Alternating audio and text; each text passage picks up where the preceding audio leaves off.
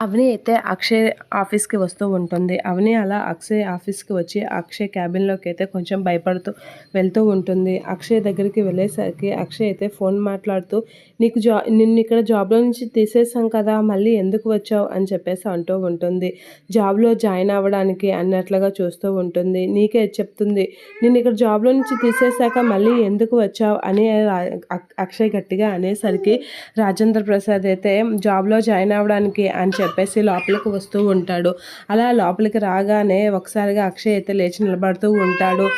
ఆఫీస్‌లో జాబులేమీ ఖాళీగా లేవు ఇవ్వడానికి, అన్నీ ఆక్యుపై అయ్యి ఉన్నాయి అని చెప్పేసి అయితే అంటూ ఉంటాడు అక్షయ్. అలా అనేసరికి నువ్వు ఇచ్చిన నీ ఆఫీసు నాదిరా, నువ్వు చెప్పిందంతా వినడానికి నేను ఏంటి ఆఫీస్ బాయ్‌ని కాదు అని చెప్పేసి అంటూ ఉంటాడు రాజేంద్ర ప్రసాద్. అక్షయ్ అయితే షాక్ అయ్యి అలా చూస్తూ ఉంటాడు. అది కాదు నాన్న అని అనేసరికి తనకి నేను జాబ్ ఇస్తున్నాను అని చెప్పేసి అంటూ ఉంటాడు.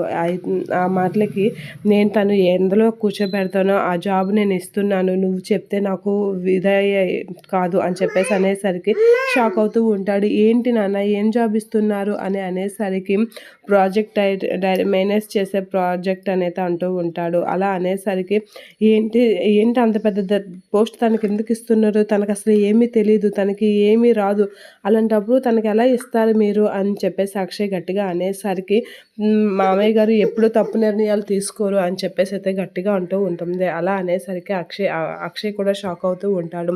ఇక రాజేంద్ర ప్రసాద్ అయితే అక్షయ్ పక్కన చైర్ వేస్తూ ఉంటాడు అవనికి. అలా అక్షయ్ పక్కన మరో చైర్ వేసేసరికి అక్షయ్ అయితే షాక్ అవుతూ ఉంటాడు. ఇక అవని అయితే రాజేంద్ర ప్రసాద్ అక్షయ్ పక్కనే తన ప్లేస్‌లో అక్షయ్ పక్కనే ఇంకో మేనేజర్‌గా కూర్చొని ఉంటుంది. అది చూడగానే ఒకసారిగా రాజేంద్ర ప్రసాద్ అయితే హ్యాపీగా ఫీల్ అవుతూ ఉంటాడు. ఇక అక్షయ్ అయితే షాక్ అవుతూ ఉంటాడు.